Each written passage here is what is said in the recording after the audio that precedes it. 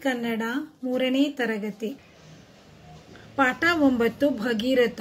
ಮಕ್ಕಳೇ, ಈಗ ಭಗೀರಥ ಪಾಠವನ್ನು ಓದೋಣ. ಮೊದಲಿಗೆ ಸಾಮರ್ಥ್ಯ. ಸರಳ ಕಥೆ ಪುಸ್ತಕ ಹಾಗೂ ಮಕ್ಕಳ ಪುಸ್ತಕಗಳನ್ನು ಓದುವುದು.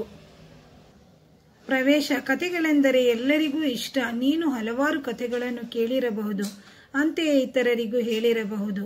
ಕಥೆಗಳು ಓದುಗ ಅಥವಾ ಕೇಳುಗರಿಗೆ ಸಂತೋಷದ ಜೊತೆಗೆ ಅಚ್ಚರಿಯನ್ನುಂಟು ಮಾಡುತ್ತವೆ. ಈ ಕಥೆಯನ್ನು ಗಮನಿಸು, ಇದನ್ನು ನಿನ್ನ ಗೆಳೆಯರಿಗೂ ಹೇಳು. ಪುರಾಣ ಕಾಲದಲ್ಲಿ ಭಗೀರಥ ಎಂಬ ದೊರೆ ಇದ್ದನು.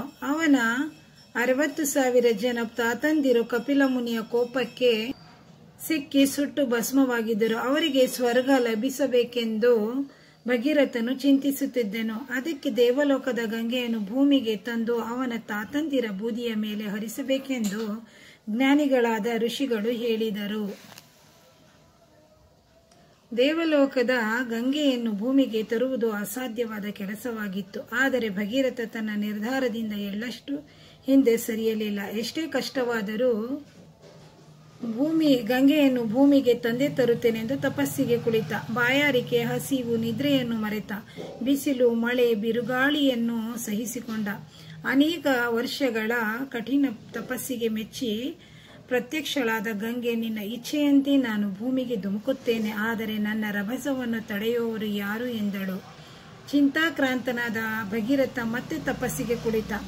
ಆಗ ಅವನಿಗೆ ಬ್ರಹ್ಮದೇವ ಪ್ರತ್ಯಕ್ಷನಾದ. ಭಗೀರಥನ ಪ್ರಾರ್ಥನೆಗೆ ಬ್ರಹ್ಮದೇವನು ಮೆಚ್ಚಿ ಶಿವನನ್ನು ಕುರಿತು ತಪಸ್ಸು ಮಾಡು ಎಂದು ಸಲಹೆ ನೀಡಿದ. ಅದರಂತೆ ಭಗೀರಥ ತಪಸ್ಸನ್ನು ಮುಂದುವರಿಸಿದ. ಅವನ ಕಠಿಣ ತಪಸ್ಸಿಗೆ ಮೆಚ್ಚಿ ಪ್ರತ್ಯಕ್ಷನಾದ ಶಿವ, ನಿನ್ನ ಧೈರ್ಯ, ಭಕ್ತಿ, ದೃಢ ಸಂಕಲ್ಪವನ್ನು ಮೆಚ್ಚಿದ್ದೇನೆ. ಧುಮುಕುವ ಗಂಗೆಯನ್ನು ತಡೆದು ನಾನು ಶಿರದಲ್ಲಿ ಧರಿಸುತ್ತೇನೆ. ಗಂಗೆ ನನ್ನ ಶಿರದಿಂದ ಭೂಮಿಗೆ ಇಳಿದು ನಿನ್ನನ್ನು ಹಿಂಬಾಲಿಸುವಳು ಎಂದನು.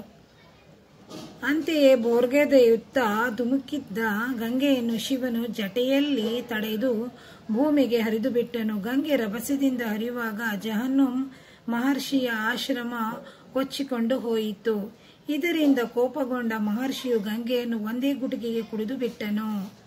ಇಷ್ಟೆಲ್ಲ ಪ್ರಯತ್ನಗಳ ನಂತರವೂ ಗಂಗೆ ಸಿಗಲಿಲ್ಲ. ಆದರೂ ಭಗೀರಥ ಎದೆಗುಂದದೆ ಜಹನ್ನಂ ಮಹರ್ಷಿಯನ್ನು ತನ್ನ ಪ್ರಾರ್ಥನೆಯಿಂದ ಮೆಚ್ಚಿಸಿದ. ತನ್ನ ಪಿತೃಗಳ ಸದ್ಗತಿಗಾಗಿ ಭಗೀರಥ ಮಾಡುತ್ತಿರುವ ಪ್ರಯತ್ನವನ್ನು ಮೆಚ್ಚಿ ಮಹರ್ಷಿ ಗಂಗೆಯನ್ನು ತನ್ನ ಕಿವಿಯಿಂದ ಹರಿಯಲು ಬಿಟ್ಟನು. ಅಂತೂ ಭಗೀರಥ ಗಂಗೆಯನ್ನು ಭೂಮಿಗೆ ತರಲು ಮಾಡಿದ ಸಾಹಸಕ್ಕೆ ಫಲ ದೊರೆಯಿತು. ಭಗೀರಥನ ಪ್ರಾರ್ಥನೆಯನ್ನು ಮನ್ನಿಸಿ ಹಿಂಬಾಲಿಸಿದ ಗಂಗೆ ಹರಿದು ಅವನ ತಾತಂದಿರ ಬೂದಿಯನ್ನು ತೊಯ್ದಳು. ಅವರಿಗೆ ಸ್ವರ್ಗ ಲಭಿಸಿತು. ಎಷ್ಟೇ ಅಡ್ಡಿ ಆತಂಕಗಳು ಬಂದರೂ ಭಗೀರಥ ಎದೆಗುಂದದೆ ತನ್ನ ದೃಢ ಸಂಕಲ್ಪದಿಂದ ಅಂದುಕೊಂಡ ಕಾರ್ಯ ಸಾಧಿಸಿದ.